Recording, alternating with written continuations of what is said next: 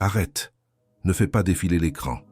Il y a un enregistrement qui vient d'être fait dans le ciel concernant ce que tu as supporté en silence cette semaine, et j'ai été envoyé pour te livrer la réponse exacte. Tu as senti ton corps te trahir, non pas au milieu du combat, mais maintenant que le silence s'est installé. Une fatigue plus profonde que la guerre elle-même. Un poids sur tes épaules qui ne part pas même quand tu te reposes. Ton sommeil est agité, non par la peur de l'attaque, mais par le vide étrange de la paix.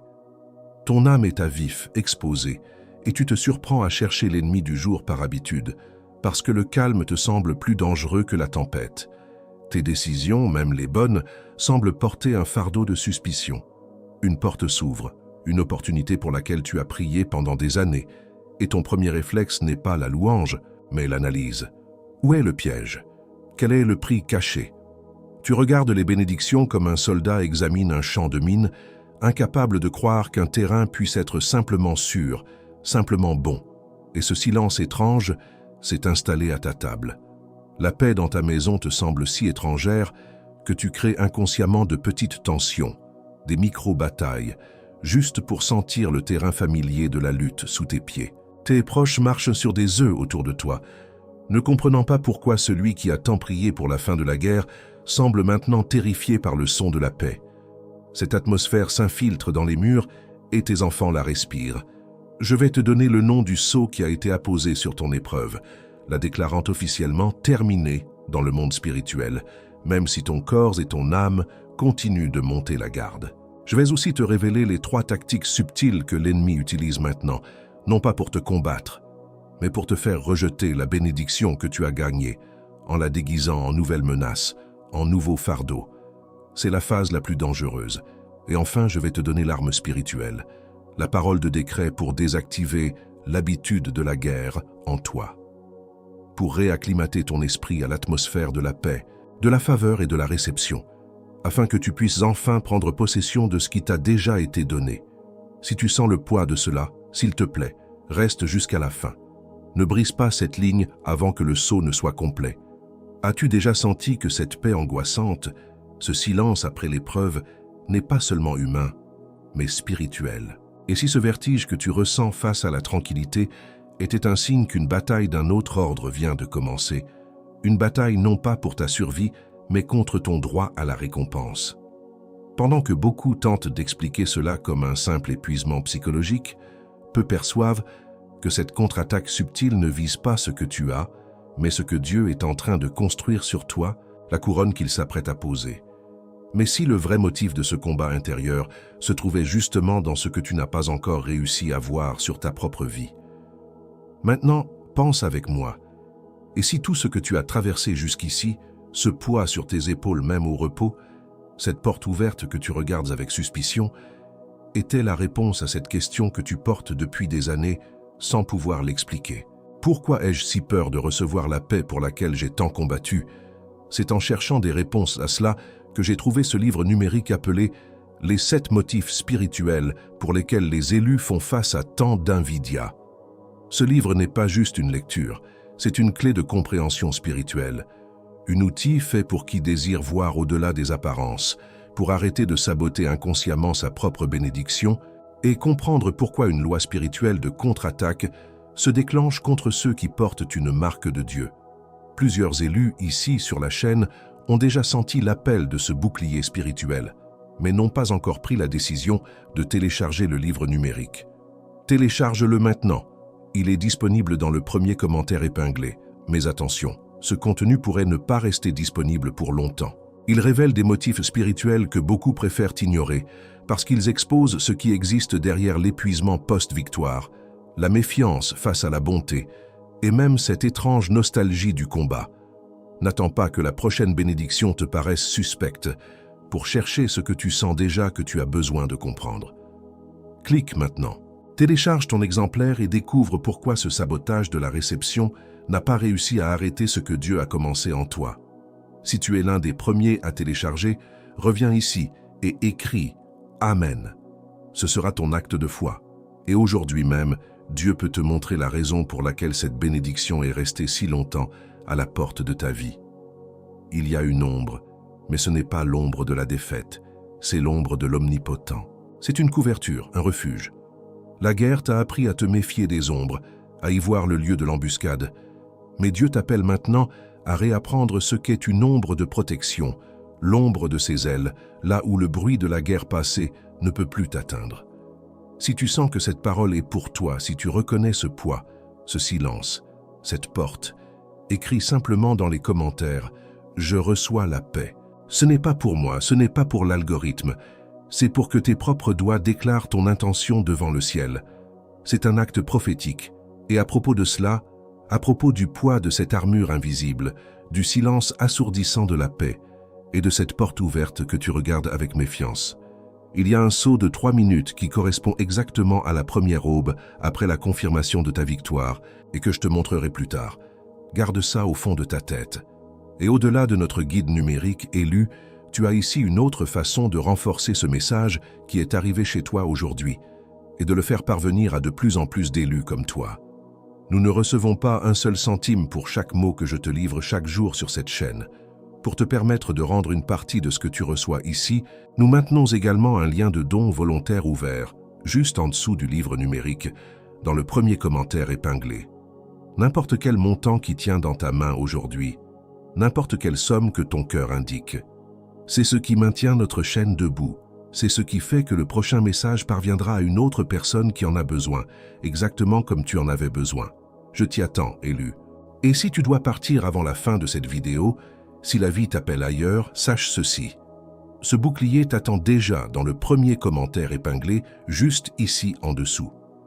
Mais je te demande de rester jusqu'au bout, car sans le contexte qui vient maintenant, le saut ne fonctionne pas avec la même force sur cette paix nouvelle qui essaye de s'installer en toi. Je ne t'ai pas encore dit la chose la plus importante. Il y a un nom pour cette action de l'ennemi qui te pousse à rejeter ce pourquoi tu as prié. Ce n'est pas juste une peur ou une habitude, c'est une manœuvre spirituelle précise. Et quand tu entendras ce nom, tu comprendras pourquoi tu n'es pas fou. Tu n'es pas ingrat. Tu es sous une attaque de phase 2. Maintenant, ferme les yeux un instant, ou du moins, détourne ton regard de cet écran. Laisse le monde extérieur s'estomper. Je veux que tu te concentres uniquement sur le son de ma voix et sur le poids que tu portes sur ton cœur, celui que tu n'as nommé pour personne. Je vais te décrire 5 scènes, 5 signatures spirituelles. Je ne te demande pas de me croire sur parole. Je te demande juste d'écouter honnêtement. Si je décris correctement au moins 3 de ces 5 scènes, alors toi et moi saurons que ta présence ici n'est pas un accident, mais un rendez-vous divin pour mettre fin à la guerre qui continue de faire rage à l'intérieur de toi. Le premier signe, tu ressens une fatigue plus profonde maintenant, dans le silence, qu'au milieu de la bataille la plus féroce. C'est un épuisement qui s'installe dans tes os le dimanche après-midi quand tout est calme. L'adrénaline qui t'a maintenu debout pendant des mois, voire des années, a cessé de couler. Et ce qui reste, ce n'est pas la paix, mais le poids écrasant de l'armure que tu ne sais pas comment enlever. Ton corps pleure la fin d'une guerre que ton esprit continue de combattre. Le deuxième signe, la suspicion face à la bonté. Tu reçois un email, un appel, une nouvelle que tu attendais. C'est la porte pour laquelle tu as prié.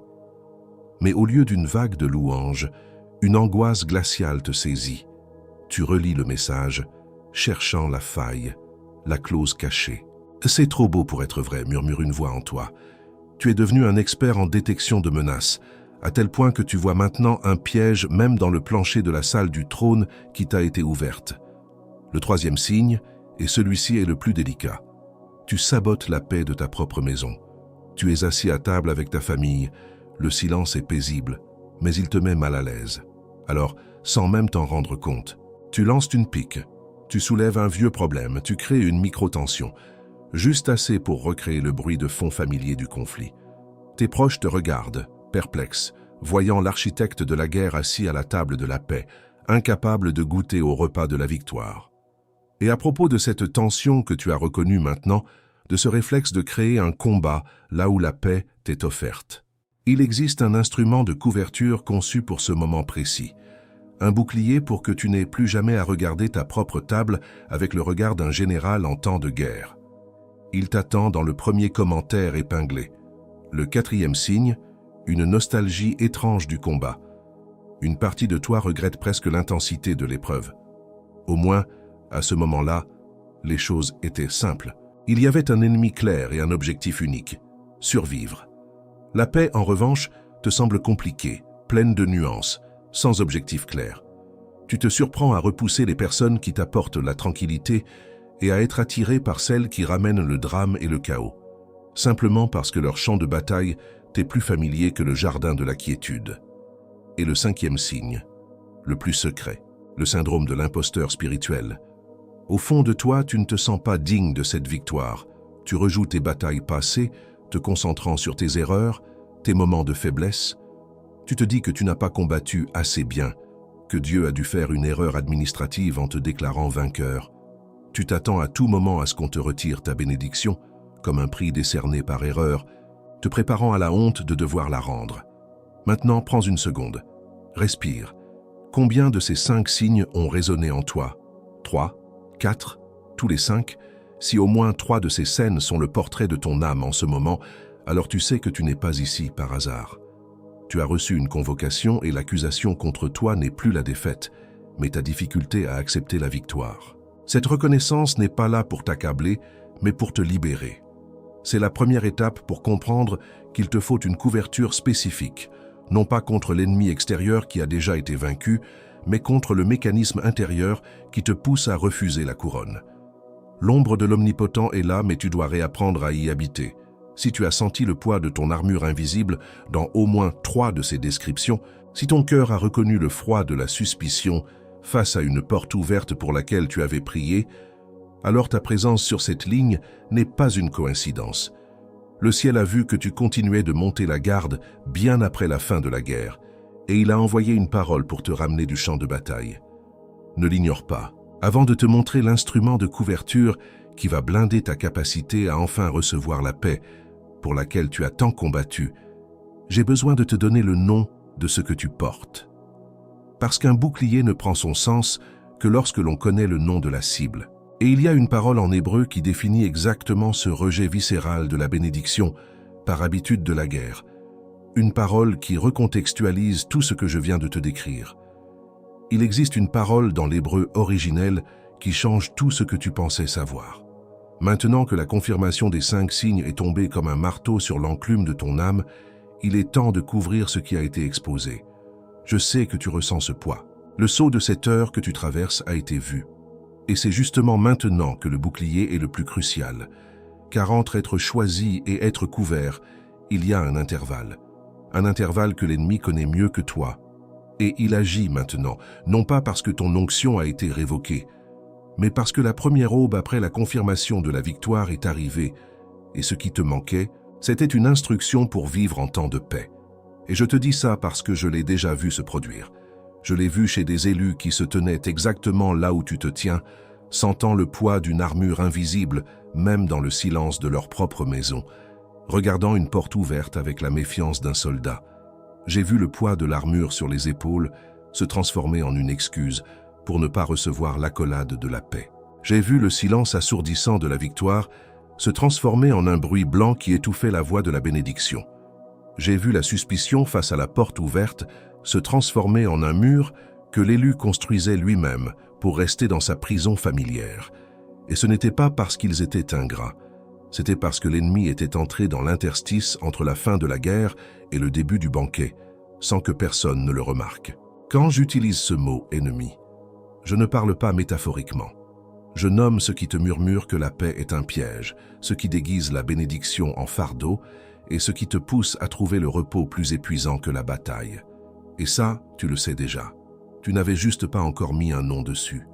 Tu te réveilles chaque matin en scannant l'horizon à la recherche du prochain combat parce que le silence de la paix te semble plus suspect et plus dangereux que le bruit familier de la guerre. Tu reçois une bonne nouvelle, la réponse à une prière vieille de plusieurs années, et ta première réaction n'est pas la gratitude, mais une anxiété glaciale. Tu dissèques la bénédiction, cherchant le piège, la clause cachée, le prix à payer, incapable de croire qu'elle puisse être un pur cadeau. Tu sabotes inconsciemment les moments de joie avec tes proches, créant des distractions ou des disputes, car une partie de toi est devenue tellement habituée à l'état de siège qu'elle ne sait plus fonctionner en temps de paix. et la quiétude te donne le vertige. Avant de nommer le bouclier pour ce vertige de la paix, porte ton pouce jusqu'au premier commentaire épinglé, juste ici en dessous. Si ce que je viens de décrire est l'écho de ton âme, fais-le-moi savoir. Un simple pouce levé sur ce commentaire suffit, c'est un signe pour toi. C'est précisément pour obtenir cette réponse que je suis arrivé à ce livre numérique appelé « Les 7 motifs spirituels pour lesquels les élus font face à tant d'invidia ». Cet instrument n'est pas un manuel de guerre, c'est le manuel de décompression pour l'élu qui doit réapprendre à vivre en paix. Il a été conçu spécifiquement pour te donner les clés pour comprendre pourquoi tu as plus peur de la bénédiction que du combat, comment l'ennemi exploite ton épuisement pour te faire rejeter ce que tu as gagné, et quelle est l'arme spirituelle pour désactiver ce réflexe de combat une fois la victoire acquise. Ce livre est la carte pour sortir de la tranchée. Il décode le poids de l'armure invisible, le silence assourdissant et la porte que tu regardes avec suspicion. N'attends pas que la prochaine bonne nouvelle te glace d'angoisse pour chercher ce que tu sens déjà qu'il te faut comprendre. Il se trouve dans le premier commentaire épinglé, juste ici dessous. Clique sur le lien maintenant, obtiens ton exemplaire et découvre pourquoi le sabotage par habitude de la guerre n'a aucune autorité légale pour arrêter ce que Dieu a décrété pour toi. Et si tu es parmi les premiers à le télécharger, reviens ici et écris dans les commentaires « Amen ». Ton « Amen » est plus qu'un mot. C'est un acte de foi déclaré, un sceau sur ta décision de ne plus jamais laisser une bénédiction à la porte. Le livre que tu vas lire n'est pas basé sur une opinion. Il est architecturé sur un principe divin. Ce principe est inscrit dans le psaume 91, verset 1. Celui qui demeure sous l'abri du Très-Haut repose à l'ombre du Tout-Puissant. Le mot-clé est repose, non pas combat. Repose. Cette couverture est une architecture spirituelle pour le repos en temps de paix, pour couvrir l'espace entre la victoire déclarée et la paix habitée. Un élu qui a gagné la guerre sans apprendre cette architecture finit par devenir le gardien de sa propre prison. Le livre numérique qui se trouve dans le premier commentaire épinglé a été construit sur cette architecture. Il t'enseigne comment survivre au vertige du pouvoir après la prison, la transition la plus brutale qui soit, celle de la survie au gouvernement de ta propre vie. Et la couverture de ce secret coûte moins cher que ce que tu as déjà dépensé cette semaine pour essayer de faire taire l'anxiété. Moins qu'un café que tu bois debout le matin en pensant déjà à la stratégie de défense pour la journée. Moins qu'un repas que tu manges sans en sentir le goût, l'esprit ailleurs, encore en train de rejouer une bataille passée. Moins qu'un billet de cinéma pour un film que tu ne regarderas pas vraiment, trop occupé à monter la garde dans ta propre tête. C'étaient des choix faits dans le bruit de la survie. Et ici, devant quelque chose qui peut changer la façon dont tu habites ta propre paix pour les 12 prochains mois, tu vas hésiter. Non pas parce que ça vaut moins, mais parce que l'ennemi a rendu la bénédiction plus effrayante que le combat. Cette hésitation a un nom. C'est le même mécanisme d'auto-sabotage qui te fait analyser une bénédiction jusqu'à y trouver un défaut, maintenant déguisé en prudence financière. Ce doute n'est pas le tien. C'est une preuve supplémentaire que tu as besoin de ce bouclier. Et tu as une garantie de 7 jours. Si tu l'ouvres, le lis et qu'il ne te sert pas, envoie un email et tu seras remboursé intégralement, sans question, sans procédure, sans jugement. Je mets le risque sur moi, surtout quand ce qui est en jeu, c'est la couverture de ta capacité à vivre en paix pendant les premières 24 heures après une percée. Le risque, ce n'est pas le prix du livre. Le vrai risque, c'est ce qui se passera avec la prochaine porte que Dieu ouvrira pour toi si tu n'es pas équipé pour la franchir avec confiance. Plusieurs élus ici sur la chaîne ont déjà ressenti cet appel. Peut-être que dans 3 heures, tu seras en train de lire et de comprendre enfin le nom de ce poids. Marc, 58 ans, un entrepreneur qui a passé sa vie à éteindre des incendies. Il m'a écrit un mardi soir après avoir conclu le plus gros contrat de sa carrière. Au lieu de célébrer, il était pétrifié, certain qu'une catastrophe allait suivre. Il se reprochait son pessimisme. Il a lu le livre cette nuit-là et m'a renvoyé un message à 4 heures du matin disant « Je ne suis pas pessimiste. J'étais un soldat sans instruction de paix. Pour la première fois, je ne cherche pas le prochain ennemi. » Puis, il y a eu Sophie, 45 ans, mère de 3 enfants. Elle m'a décrit comment elle créait des disputes avec son mari les soirs de week-end, juste parce que le silence de la maison la mettait mal à l'aise. Elle pensait qu'elle était en train de détruire son mariage. Après avoir compris le mécanisme du sabotage inconscient, elle a pu s'asseoir à table un vendredi soir, regarder son mari et lui dire simplement « C'est calme ce soir, et c'est bien ». Et David, 52 ans sorti d'une bataille juridique de 4 ans qu'il avait épuisée. Quand le verdict final en sa faveur est tombé, il n'a ressenti qu'un vide. Il a passé une semaine à relire les documents, cherchant une faille, un vice de procédure. Il m'a dit « J'étais plus à l'aise dans le rôle de la victime que dans celui du vainqueur ». Le livre lui a donné la permission de classer l'affaire, non seulement au tribunal, mais dans son âme. Chaque aube où tu te réveilles en cherchant un ennemi est une victoire que l'adversaire te vole en silence. Chaque semaine passée sans nommer l'esprit de Bachal qui te fait abhorrer la bénédiction est un territoire de paix que tu cèdes sans combat. Chaque année sans le livre Les 7 motifs est une autre saison de récolte perdue, non pas par la sécheresse, mais par la peur de la pluie. Et ta famille ne s'en rend pas compte. Et tes enfants ne s'en rendent pas compte. Et cette bénédiction laissée à la porte continue d'arriver, avec le même sourire, s'asseyant sur la même chaise et repartant par la même porte. Et avant de te livrer la prochaine parole qui vient encore maintenant, car elle vient et elle est lourde. Si ce message a touché quelque chose en toi qui dépasse la simple curiosité, si tu sens que cette chaîne est plus qu'un simple contenu, mais un poste de sentinelle pour toi, j'ai un deuxième appel. Notre mission de garder cette flamme allumée dépend entièrement de ceux qui reçoivent et choisissent de redonner. Sous le lien du livre, il y a un deuxième lien pour un don volontaire. Ce n'est pas un paiement, c'est un partenariat.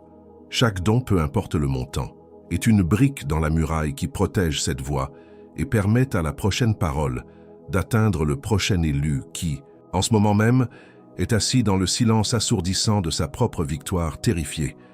Je t'y attends à nouveau, élu, mais ne pars pas maintenant. Le saut n'est pas encore complet. Tout ce que je t'ai décrit jusqu'à présent n'est que le diagnostic. Je ne t'ai pas encore donné le nom de l'arme. C'est le nom exact de ce qui t'arrive en ce moment. Un mot qui vient de l'hébreu ancien et qui a traversé 3000 ans pour te trouver à l'aube, au moment précis où la paix te semble plus lourde que la guerre. C'est l'épicentre de tout, la clé de voûte. Reste. Le nom de cette manœuvre est Bachal. Écoute attentivement. B-A-C-H-A-L. Ce n'est pas un mot commun. C'est un terme chirurgical du lexique spirituel hébreu. Beaucoup le traduisent simplement par « rejeter » ou « mépriser », mais c'est une traduction dangereusement incomplète. La véritable signification de Bachal est « abhorrer », rejeter avec un dégoût viscéral, comme on recracherait un aliment empoisonné. Et c'est exactement la tactique de l'ennemi dans cette phase. Ayant perdu la bataille frontale, il ne peut plus t'attaquer avec la force. Alors il change de stratégie. Il ne t'attaque plus, il te corrompt la perception. Il cherche à te faire Bachal, abhorrer, la bénédiction même pour laquelle tu as prié. Il murmure à ton esprit épuisé, cette paix, c'est le vide, l'ennui, tu vas stagner. Cette promotion, c'est un fardeau, plus de stress, tu vas y laisser ta santé. Cette nouvelle relation, c'est un risque, tu vas encore souffrir. L'objectif de Bachal n'est pas de te détruire, mais de te convaincre de te détruire toi-même. De te faire regarder la table du banquet que Dieu a préparé pour toi et de la trouver nauséabonde, écœurante. Pour que, de ton propre gré, tu te détournes, que tu fasses demi-tour et que tu retournes dans le désert familier de la lutte, convaincu que la sécurité se trouve dans la guerre et que la paix est le véritable piège. Tu n'es pas ingrat. Tu es la cible d'une campagne de Bachal. Et une fois que tu comprends que ce dégoût pour la paix n'est pas le tien, mais une contagion spirituelle, tu cesses de te battre contre toi-même et tu commences à identifier la véritable source de cette infection. Tu cesses de te voir comme le problème et tu commences à voir l'arme qui est pointée sur toi. Et c'est là que le combat change de nature. Tu ne cherches plus à te forcer à être heureux.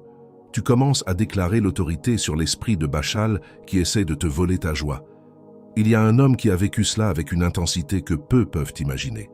Son histoire n'est pas une simple anecdote, c'est le prototype divin de la survie à la bénédiction. Joseph fut l'homme le plus envié et le plus élevé de l'Ancien Testament. Et ce n'est pas un titre de livre d'histoire, c'est un enregistrement biblique signé par Dieu lui-même. Sa vie est la démonstration que la plus grande épreuve n'est pas de recevoir la promesse, mais de survivre à l'envie qu'elle déchaîne et à la transition qu'elle impose. Enfant, il a reçu des songes divins, des visions de sa future autorité. Il ne les a pas cherchés, il les a reçus. Et la première réaction de son entourage, de ses propres frères, n'a pas été la joie, mais une envie silencieuse et corrosive. Ils ont bâchal sa destinée. Ils ont abhorré le manteau de faveur que Dieu avait placé sur lui. Et cette envie les a conduits à le jeter dans une citerne et à le vendre comme esclave. Il a été transformé en marchandise par ceux qui auraient dû le protéger, à cause d'une bénédiction qu'il n'avait même pas encore reçue. Même en exil, en Égypte, faussement accusé et jeté en prison pour une faute qu'il n'a pas commise, la faveur de Dieu ne l'a pas quitté. Mais cette faveur attirait l'attention, et avec elle, l'envie. Pendant des années, il est resté fidèle dans l'obscurité, apprenant que même l'intégrité peut provoquer la haine de ceux qui vivent dans le compromis. Il a traversé l'épreuve de l'injustice, une épreuve que beaucoup d'élus connaissent, être puni non pas pour ses péchés, mais pour son onction. Le point de bascule fut sa capacité à interpréter les songes de Pharaon.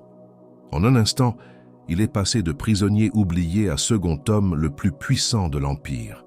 Sa sagesse, forgée dans l'épreuve, lui a permis de préparer l'Égypte pour 7 années d'abondance et 7 années de famine. Ici, son défi a changé radicalement. Il ne s'agissait plus de survivre à la prison, mais de gouverner un royaume. Il a dû gérer la transition la plus brutale qui soit, passant de la mentalité de victime à celle de gouverneur. Et ce n'est pas une coïncidence si Jésus lui-même a cité Joseph comme un type du Messie, celui qui a été rejeté par les siens, mais qui est devenu leur salut. Ses propres frères, ceux qui l'avaient vendu par envie, sont venus se prosterner devant lui pour recevoir de la nourriture. Il détenait le pouvoir de les détruire, mais il a choisi de les sauver. Il avait survécu à l'épreuve de l'envie et, plus important encore, à l'épreuve du pouvoir. Et Joseph n'a pas emporté cette sagesse dans sa tombe. Il l'a laissée enregistrer, avec une précision chirurgicale qui a traversé 3800 ans sans perdre son tranchant. L'homme qui a été vendu par envie a laissé la carte pour celui qui est envié aujourd'hui. Et cette carte est exactement ce que tu es sur le point de recevoir sous la forme d'un instrument. Tu es comme un soldat qui a passé des années dans une tranchée sous un bombardement constant. Chaque jour est une lutte pour la survie. Le bruit des explosions est devenu la bande-son de ta vie. Un jour, un silence total, assourdissant s'installe. Un messager crie depuis la ligne de front « La guerre est finie! Victoire! Rentrez à la maison !» Mais toi, tu restes accroupi dans la tranchée, le casque vissé sur la tête, le doigt sur la gâchette, le cœur battant à tout rompre. Le silence t'angoisse plus que le bombardement. Chaque oiseau qui chante te semble être le sifflement d'un obus qui arrive. Chaque main tendue, même amicale, te semble être celle d'un espion venu te poignarder dans le dos. Tu regardes la lumière du soleil avec suspicion, habitué à l'obscurité protectrice de la boue. La guerre est terminée au dehors, mais elle fait rage à l'intérieur de toi. Le messager n'est pas venu te tirer de force hors de la tranchée. Ce n'était pas son rôle. Il est venu t'annoncer que tu avais la permission de sortir toi-même. Il est venu te dire que la porte de la cage était ouverte.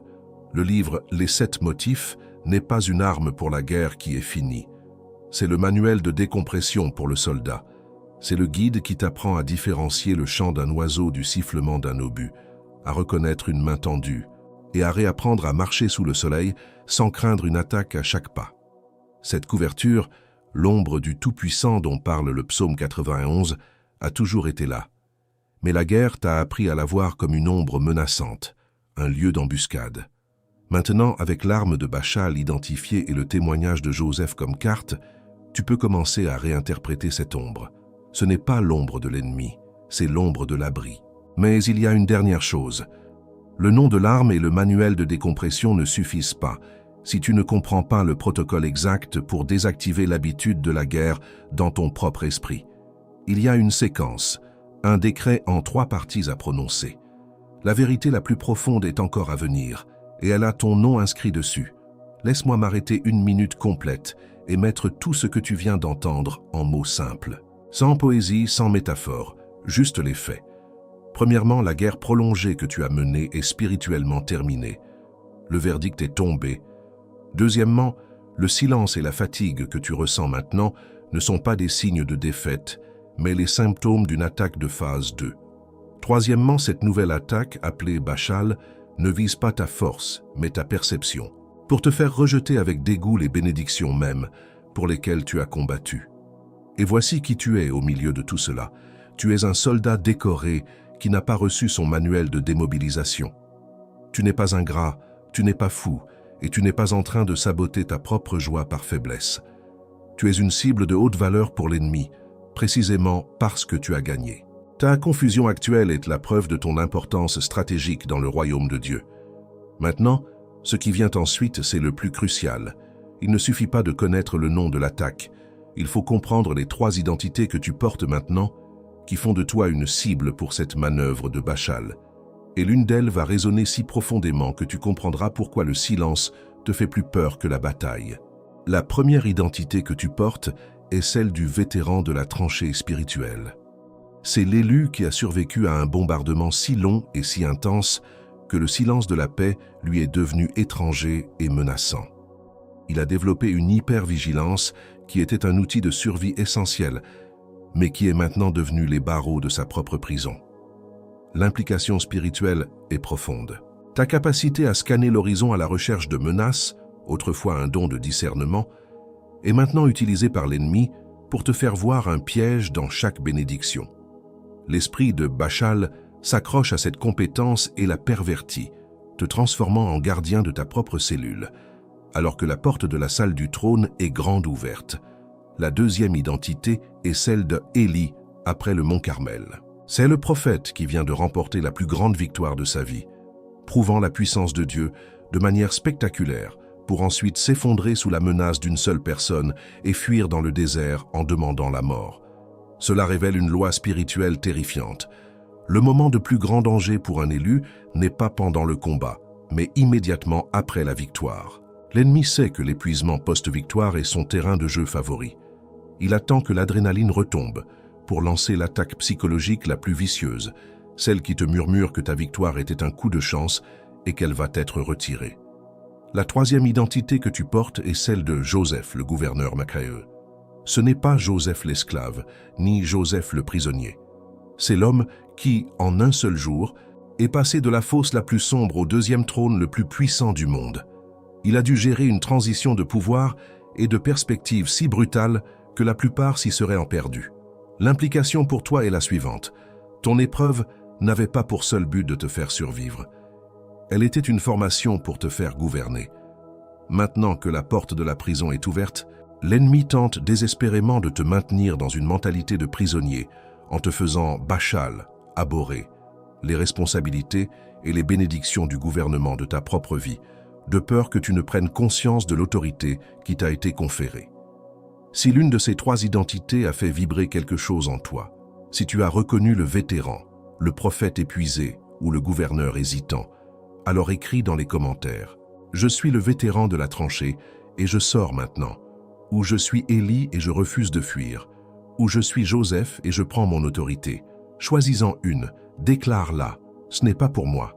C'est un décret pour que les cieux et les enfers entendent de quel côté tu te ranges aujourd'hui. Et si cette parole t'a trouvé, si elle t'a localisé dans ta tranchée personnelle, alors assure-toi de t'abonner à cette chaîne et d'activer la cloche. Car ce n'est pas une chaîne de messages, c'est un poste de garde, et chaque nouvelle notification est un rapport de la sentinelle pour l'élu sur le terrain. Maintenant, je vais placer entre tes mains un outil, pas une théorie mais un protocole pratique et immédiat. Il s'appelle le protocole du seuil de la paix. Il est conçu pour être exécuté en moins de 3 minutes, au moment précis où tu te trouves sur le seuil d'une bénédiction, grande ou petite, et que tu sens monter l'angoisse de Bashal. La prochaine fois qu'une bonne nouvelle arrive, qu'un moment de paix inattendu s'installe ou qu'une porte s'ouvre, voici ce que tu vas faire. Étape 1. La reconnaissance physique. Arrête tout. Place une main sur ton cœur et dis à voix haute, même en murmurant, « Ceci est une bénédiction. Ceci est un cadeau. » Ancre-le dans ton corps avant que ton esprit ne commence à le disséquer. Étape 2. La nomination de l'intrus. Au moment où tu sens la suspicion, l'anxiété ou le dégoût monter, ne le combats pas. Nomme-le. Dis à voix haute, « Je reconnais l'esprit de Bashal. je te vois. En le nommant, tu le sépares de toi. Ce n'est plus ton sentiment, c'est une entité étrangère que tu as identifiée. Étape 3. Le décret d'autorité. Avec ta main toujours sur ton cœur, déclare avec une autorité calme mais ferme: tu n'as aucune juridiction ici. Cet espace est couvert. Je reçois cette paix, je reçois cette bénédiction, et je l'accueille, au nom de Jésus. Tu ne demandes pas, tu informes, et le saut de confirmation sensorielle sera immédiat. Tu sentiras un poids se retirer de tes épaules ou un souffle profond et libérateur que tu n'avais pas pris depuis longtemps. Et cet outil que je viens de mettre entre tes mains, c'est une porte. Mais il y a une différence entre ouvrir une porte et habiter toute la maison. Ce que je t'ai donné maintenant couvre les prochaines heures critiques, c'est une couverture d'urgence. Mais ce qui se trouve dans le premier commentaire épinglé couvre les 7 raisons pour lesquelles le sabotage par habitude de la guerre t'a ciblé. Non pas par hasard, mais parce que ton onction spécifique a activé l'esprit de Bachal contre ta maison. Le livre montre les 3 schémas que cet esprit utilise pour transformer ta paix en angoisse et te donne le rituel de couverture complet à exécuter avant chaque nouvelle saison de bénédiction pour les 12 prochains mois. Tu viens d'être déclaré vétéran de la tranchée spirituelle. Mais un vétéran sans instruction pour la vie en temps de paix est un prisonnier de sa propre victoire, continuant de monter la garde dans un royaume qui n'est plus en guerre. Le sceau que tu as reçu maintenant est réel. Le livre dans le premier commentaire épinglé est ce qui transforme ce sceau en une armure complète. Et pendant que tu m'écoutes, quelqu'un comme toi qui a ressenti le même poids a déjà cliqué sur le lien et est en train de lire le 3e motif. Je ne te presse pas. Je te dis simplement que le lien est toujours là, exactement où tu savais qu'il serait, attendant la même décision que tu es en train de prendre maintenant. Mais avant que tu décides, je dois te montrer ce que l'invidieux essaiera de faire contre cet outil dans les prochaines 72 heures. Au moment où tu commenceras à opérer dans ce que tu viens de recevoir, et cela arrivera dans les prochaines 72 heures, 3 choses spécifiques seront lancées contre toi. Ce ne sont pas des attaques frontales, ce sont des manœuvres de contre-espionnage spirituel conçues pour neutraliser l'arme que je viens de te donner et te faire douter de la validité de ta propre libération. Écoute attentivement, car les connaître à l'avance est la moitié de la victoire. La première tactique et la bombe de doute, ce n'est qu'une coïncidence. Dans les 24 heures, une petite percée, une confirmation subtile liée à cette parole arrivera. Au lieu de la joie, une voix te chuchotera: c'est juste le hasard. Tu vois des signes partout parce que tu veux y croire. C'est l'esprit de Bachal qui tente de rationaliser le miracle pour te voler la confirmation, te faisant aborrer ta propre foi comme une superstition enfantine. L'arme contre cela est un décret verbal immédiat. Au moment où tu entends ce chuchotement, pose ta main sur l'objet de la bénédiction, une lettre, un contrat, ton téléphone, et déclare à voix haute: je scelle cette confirmation. Ce n'est pas une coïncidence, c'est une correspondance divine. Comme il est écrit, le Seigneur accomplira ce qui a été promis. Tu renforces la parole reçue avec la parole écrite, créant un double sceau que le doute ne peut pénétrer. La deuxième tactique est la crise de distraction. Juste au moment où tu décideras d'appliquer le protocole du seuil de la paix pour la première fois, une crise urgente et apparemment sans rapport surgira. Une dispute familiale, un problème de travail, une mauvaise nouvelle soudaine. L'objectif n'est pas la crise elle-même, c'est de te distraire, d'élever ton niveau de stress pour que tu oublies d'appliquer le protocole, te maintenant ainsi en mode réactif de combat, loin du repos. Ton arme ici est la pause prophétique. Au milieu de la crise, avant de réagir, isole-toi pendant 60 secondes. Ferme les yeux et dis: ceci est une diversion. Ma priorité est de garder ma paix. Applique le protocole d'abord, en nommant l'esprit de Bachal qui tente d'utiliser la crise comme un écran de fumée. Tu découvriras souvent que la crise se dégonfle d'elle-même une fois que tu as refusé de lui donner ton attention prioritaire.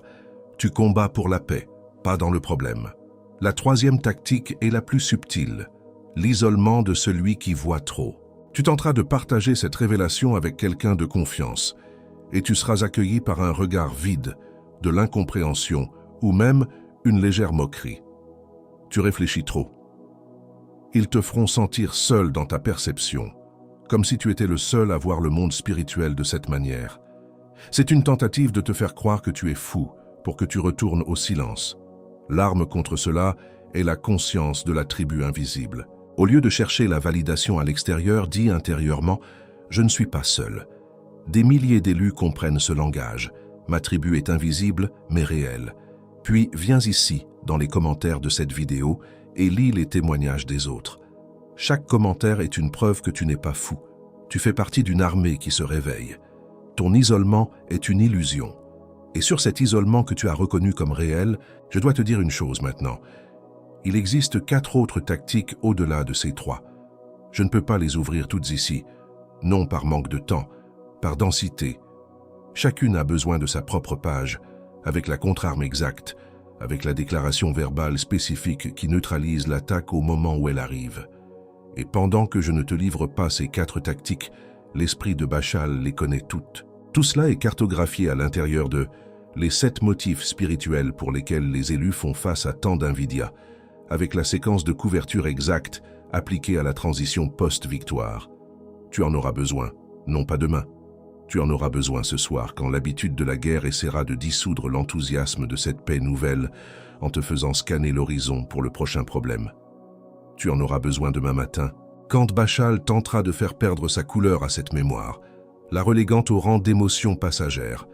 Et tu en auras besoin dans les prochaines 72 heures, quand une micro-crise sera orchestrée pour te tirer de force vers le champ de bataille familier. Le lien continue dans le premier commentaire épinglé. Je ne te presse pas. Je t'avertis que le 2e jour est plus difficile que le premier. Et le sabotage par habitude de la guerre. L'ennemi le sait mieux que toi. Mais avant même que tu penses à cliquer, je dois te montrer ce que tu-même feras contre toi dans les prochaines 72 heures. Parce que le pire obstacle n'est pas l'envieux. C'est la voie que tu confonds avec la tienne. Cet obstacle a un nom. C'est la voie de l'auto-sabotage raisonnable. Elle te dira, avec une logique parfaite, n'applique pas ce protocole. Ne parle pas de Bachal, tu vas avoir l'air ingrat. Après tout ce que Dieu t'a donné, tu vas te plaindre d'une bénédiction.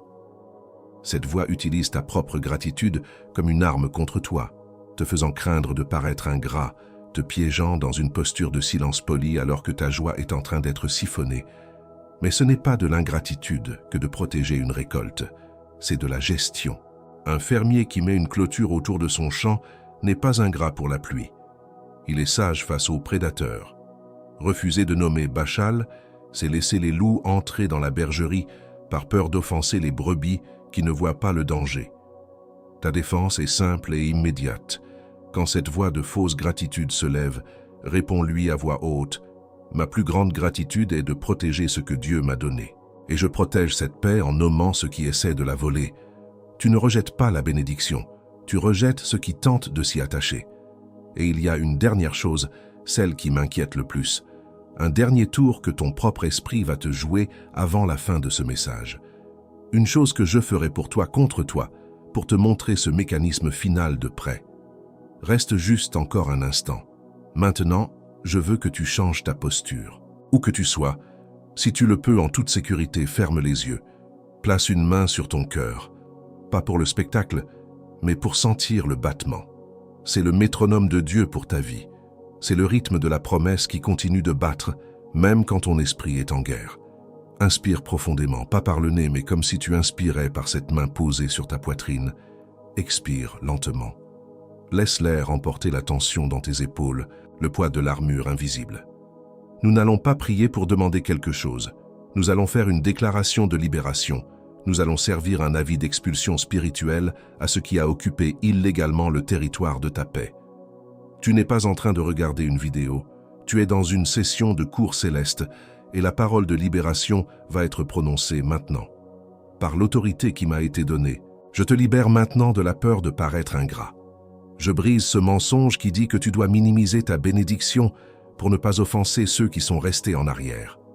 Je te libère de la fausse humilité qui te fait t'excuser pour la faveur de Dieu sur ta vie. Tu n'as pas à t'excuser pour la lumière. Tu es libéré de l'obligation de rester dans la pénombre pour que les autres se sentent à l'aise. Je te libère de la honte de ce que tu ressens. La honte de te sentir épuisé après la victoire, la honte d'être suspicieux face à la bonté, la honte de ne pas simplement être heureux. Ces sentiments ne sont pas ton identité. Ils sont les symptômes d'une attaque. Je déclare maintenant que cette honte n'a plus le droit de parler dans le tribunal de ton esprit. Elle est démise de ses fonctions. Tu es autorisé à ressentir et tu es autorisé à guérir. Je te libère de la version de toi-même qui a accepté de servir de cible, qui a intériorisé les flèches de l'envie et les a appelées critiques constructives. Je te libère de cette loyauté toxique envers tes accusateurs et de la croyance que leur approbation est nécessaire pour ta validation. L'habitude de ton âme de chercher le défaut, la critique, le point à améliorer est brisée maintenant. Ce n'est plus ton travail de t'auto-flageller. Ton travail est de recevoir. Je te libère du cycle de la comparaison avec les frères qui t'ont vendu, qui continuent de te regarder avec des yeux de jugement depuis le fond du puits. Leur opinion n'est pas un baromètre de ta valeur. Leur envie est la confirmation de ton appel. Je brise maintenant le pouvoir de leur regard sur toi, et je te libère de la nécessité de jamais plus leur expliquer le manteau que Dieu a mis sur tes épaules. Ils ne le comprendraient pas. Ce n'est pas pour eux. Et maintenant, je veux que tu respires profondément, et en expirant, je veux que tu dises ces 3 mots à voix basse, juste pour toi. Je suis libre. Dis-le, sens le poids de ces chaînes invisibles tomber de tes épaules. Ce n'est pas de la psychologie. C'est un acte prophétique de séparation entre toi et le poids que tu as porté, qui n'était pas le tien. En cet instant, par la foi, je convoque le vétéran de la tranchée spirituelle en toi. Pas le soldat fatigué, mais le stratège victorieux qui connaît la paix. Je l'active pour qu'il dépose les armes de la guerre passée et prenne en main les outils de la reconstruction. Je lui donne maintenant l'autorité de faire la différence entre le son d'un oiseau et le sifflement d'un obus et de déclarer que le silence de ta maison est une bénédiction, pas une menace. Je convoque Élie après le mont Carmel, le prophète épuisé. Je le rappelle du désert. Je lui ordonne de se lever de sous le genévrier. Je déclare que la voix de Jézabel n'est qu'un bruit et qu'elle n'a aucune autorité sur sa prochaine mission. Je l'active pour qu'il entende la voix douce et subtile de Dieu, non pas dans le feu ou le vent de la bataille, mais dans le calme de la paix qui suit la victoire. Je convoque Joseph le gouverneur, l'administrateur de la bénédiction. Je le fais sortir de la mentalité de prisonnier. J'active en toi sa sagesse pour gérer l'abondance, pour gouverner le territoire que Dieu t'a donné, et pour nourrir non seulement ta propre maison, mais aussi ceux qui viendront à toi pour chercher du pain. Je déclare que tu n'es plus une victime des circonstances, mais le surintendant de la promesse de Dieu. Ne dis pas Amen maintenant. Nous n'avons pas terminé. L'activation est faite, mais le sceau doit encore être apposé. Le soldat a reçu ses ordres de paix, mais il ne sait pas encore comment l'armure de la paix est différente de celle de la guerre. Il y a une dernière pièce, une dernière instruction. C'est le moment le plus critique. L'ennemi entend ses décrets et il prépare déjà sa contre-attaque, non pas contre toi, mais contre la parole que tu viens de recevoir. Il y a une dernière chose que tu dois savoir, une dernière chose que tu dois faire pour blinder cette prière et la rendre imperméable à l'attaque du doute qui vient. Reste avec moi. Je couvre maintenant de cette parole la table de tes repas, les moments où tu te rassembles avec ceux que tu aimes. Je déclare que le silence à ta table ne sera plus un champ de mines de tensions non dites, mais un terrain de repos. Que chaque repas partagé soit libéré de la performance, de la nécessité de te justifier ou de te diminuer. Que la paix de Dieu descende sur tes conversations et que la joie simple de la communion remplace l'anxiété de l'anticipation. Je couvre tes enfants, ton conjoint, les murs de ta maison. Je brise ce cycle où le calme te semble suspect, où ta nervosité devient l'atmosphère que ta famille respire. Je décrète que ta maison n'est plus un avant-poste militaire où l'on monte la garde, mais un sanctuaire de paix. Que tes proches ne te voient plus comme un général épuisé, mais comme un père, une mère, un époux, une épouse qui a réappris à habiter le repos et à le distribuer. Je couvre ton travail, tes réussites et les opportunités qui sont en cours. Je brise la suspicion qui te fait regarder chaque porte ouverte comme un piège potentiel. Je déclare que tu recevras la promotion, le contrat, la bonne nouvelle, non pas avec l'anxiété d'un démineur, mais avec la gratitude d'un héritier. Que ta compétence ne soit plus une source d'angoisse, mais un canal de bénédiction, et que tu puisses marcher dans ta faveur sans t'excuser. Je te vois. Je t'ai toujours vu. Je t'ai vu à ce dîner de famille où tu as partagé une victoire, et où le silence qui a suivi était si lourd que tu as passé le reste de la soirée à te faire plus petit, juste pour que les autres puissent respirer. Je l'ai vu, et j'ai enregistré ta grâce sous pression. Je t'ai vu tard dans la nuit, debout dans le couloir, regardant tes enfants dormir en paix. Et au lieu de la sérénité, tu as senti une vague de panique, ton esprit scannant déjà la journée du lendemain à la recherche de la prochaine menace à neutraliser pour protéger ce calme. Je l'ai vu, et j'ai honoré ton cœur de gardien. Je t'ai vu devant l'écran de ton ordinateur, relisant pour la 10e fois cet email qui confirmait la réponse à une prière vieille de plusieurs années. Et au lieu de sauter de joie, tu as zoomé sur la ponctuation, cherchant le double sens, la clause cachée, l'astérisque qui allait tout annuler. Je t'ai vu. Et j'ai compris que tu avais été entraîné à chercher le piège, pas le cadeau. Je t'ai vu dans ta voiture, après un appel téléphonique qui a changé la donne, et au lieu de remercier, tu as commencé à calculer tous les nouveaux problèmes que cette nouvelle solution allait créer. Tu as transformé une victoire en une liste de tâches, un cadeau en un fardeau, une porte ouverte en un nouveau couloir à sécuriser. Je l'ai vu, et je n'ai pas vu de l'ingratitude. J'ai vu un soldat qui ne sait pas comment démobiliser son âme. Maintenant, nous brisons la bombe de doute. Ce n'est qu'une coïncidence avant même qu'elle n'arrive. Nous démantelons la crise de distraction avant qu'elle ne soit lancée contre ce rituel. Nous dissolvons l'isolement de celui qui voit trop avant qu'il ne forme un mur autour de cette maison. Parce que tu es un vétéran de la tranchée et je t'ordonne de sortir. Tu es Élie et je te rappelle du désert. Tu es Joseph et je te remets les clés du palais. Tu es scellé pour la paix. Tu es scellé pour le repos. Tu es scellé pour la réception. Reste juste ici. Je t'ai vu devant cet écran d'ordinateur, relisant cet email 10 fois. N'ouvre pas les yeux encore. Le sceau est frais. Mais ce qui a été scellé ici maintenant va être testé dans la prochaine aube. Quand tu te réveilleras et que ton premier réflexe sera de chercher l'ennemi du jour. L'envieux n'accepte pas sans combattre ce qui vient d'être décrété sur toi. Et celui qui est commissionné sans couverture marche en terrain découvert. L'onction a été confirmée au ciel. Maintenant, elle doit survivre à la prochaine aube. Les 7 motifs spirituels pour lesquels les élus font face à tant d'invidia se trouvent dans le premier commentaire épinglé, juste ici dessous. Non pas comme un substitut à ce que tu as reçu dans ce message, mais comme une compagnie pour défendre ce qui a été scellé. Parce que l'onction sans couverture pourrit à la prochaine aube. Et l'envieux compte précisément sur la prochaine aube. Moins qu'un verre d'eau que tu bois la nuit, réveillé par l'anxiété de la paix. Moins qu'un simple morceau de pain pour reprendre des forces après une bataille qui est déjà gagnée. Avec une garantie de 7 jours. Le risque est le nôtre. La main est la tienne.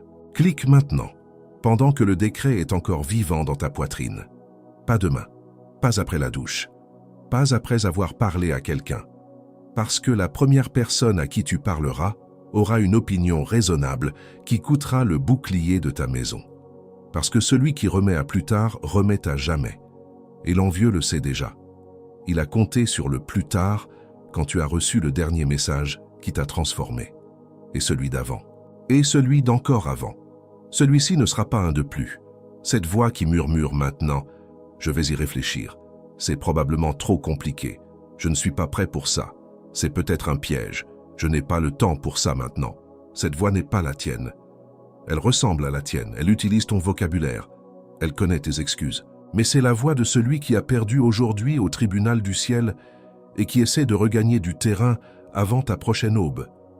Chaque seconde que cette voix gagne est une seconde où le décret perd de sa chaleur. Clique avant que l'envieux ne parle plus fort que le décret qui vient d'être scellé au-dessus de ta tête. Maintenant, je signe ceci de mon nom. Et dans cette même vidéo, élu, avant que je ne scelle cette heure avec toi. Notre travail ici est volontaire, élu. Nous ne recevons pas un centime pour chaque mot qui t'est délivré ici. Si ce message t'a parlé aujourd'hui, et si tu sens dans ton cœur l'appel à faire partie de cette mission, à maintenir cette sentinelle active, il y a un 3e lien dans le commentaire épinglé. C'est un portail pour un don volontaire, de n'importe quel montant que ton cœur te dicte. Ce n'est pas une obligation, c'est une invitation à semer dans le sol qui t'a nourri, pour que la prochaine parole puisse atteindre le prochain élu qui, en ce moment même, est assis dans le silence, terrifié par sa propre victoire. Ce fut ma dernière demande. Je t'y attends, élu. Je signe de mon nom, je dis oui avec force, et je prononce mon amen avec toute mon intention sur ce qui a été libéré ici. Je ne suis pas neutre. Je prends parti pour ta paix. Je me tiens avec toi sur le seuil de cette nouvelle saison, non pas comme un observateur, mais comme un témoin qui appose sa signature sur l'acte de libération. Je déclare que ce qui a été fait est bien fait. Et maintenant, je te demande d'envoyer cette parole à quelqu'un qui a besoin exactement du même bouclier que celui que tu as reçu aujourd'hui. Quelqu'un qui, comme toi, a gagné une guerre mais a peur du silence, qui regarde chaque bénédiction avec suspicion, se demandant où est le piège. Fais-le maintenant. Et si cette personne veut aller plus loin, le lien vers le livre « Les 7 motifs » se trouve dans le premier commentaire épinglé, attendant de la même manière qu'il t'a attendu. Ce n'est pas une faveur de ta part, c'est un service. Et le ciel le voit, c'est fait. Ce qui a été délivré ici a été délivré. Tu n'es pas la même personne qui a appuyé sur « Play » sans cette gravité un instant de plus. La prochaine aube peut attendre encore 10 secondes.